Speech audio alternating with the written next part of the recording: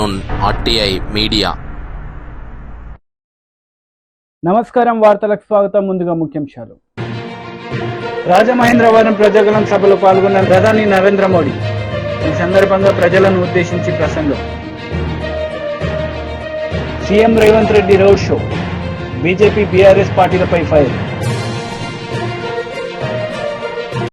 రాజమహేంద్రవరం ప్రజాగలం సభకు నరేంద్ర మోడీ హాజరయ్యారు. ఈ సందర్భంగా ఆయన ప్రసంగించారు.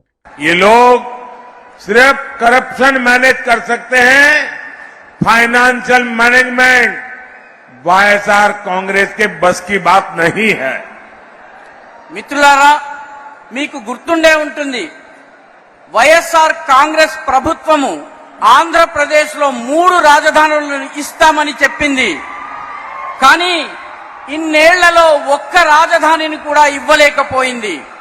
3 రాజధానుల పేరిట చాలా భారీ ఎత్తున లూటీ చేయాలన్నటువంటి ప్రయత్నంలో ఉండింది. కానీ అంతలోపలే ఈ ప్రభుత్వం యొక్క ఖజానా పూర్తిగా ఖాళీ అయిపోయింది. వీళ్ళు కేవలము అవినీతిని మాత్రమే మేనేజ్ చేయగలరు, కరప్షన్ ని మాత్రమే మేనేజ్ చేయగలరు. ఫైనాన్షియల్ మేనేజ్మెంట్, ఆర్థిక వ్యవహారాల నిర్వహణ ఈ వైఎస్ఆర్ కాంగ్రెస్ కి అలవాటే లేదు, చేయలేదు. जब जनता की सेवा का इरादा ना हो तो नतीजे भी नहीं मिलते. पोलावरम परियोजना को ठप करके इन्होंने आंध्र प्रदेश की लाइफलाइन पर भी ब्रेक लगा दिया. केंद्र सरकार इस प्रोजेक्ट के लिए 15,000 करोड़ रुपए दे चुकी है, लेकिन वाईएसआर कांग्रेस सरकार से इसे आगे नहीं बढ़ने देना चाहती. आज आंध्र प्रदेश का किसान सिंचाई के लिए परेशान है. किसानों को पैडी का सही रेट भी नहीं मिल रहा है. मैं आपको विश्वास दिलाता हूं, 4 जून के बाद आंध्र प्रदेश में एनडीए सरकार ऐसी सभी समस्याओं को दूर करेगी. మిత్రులారా, ప్రజలకు సేవ చేయాలన్నటువంటి కోరిక లేనటువంటి ప్రభుత్వం ఉంటే ఇలాంటి దుష్ఫలితాలే వస్తాయి. పోలవరం ప్రాజెక్టుని పూర్తిగా నిలిపివేసి ఆంధ్రప్రదేశ్ యొక్క జీవనాడిని బ్రేక్ వేసి ఆపివేయడం జరిగింది. కేంద్ర ప్రభుత్వం ఈ ప్రాజెక్టు కోసము 15,000 కోట్ల రూపాయలు ఇచ్చింది. కానీ వైఎస్ఆర్ ప్రభుత్వము దీనిని ముందుకు తీసుకువెళ్లదలుచుకోలేదు. నేడు ఆంధ్రప్రదేశ్లోని రైతులు నీటిపారుదల కోసం, సాగునీరు కోసం ఇబ్బందుల పాలవుతున్నారు. రైతులకు వరి ధాన్యం యొక్క సరైనటువంటి ధర కూడా లభించటం లేదు.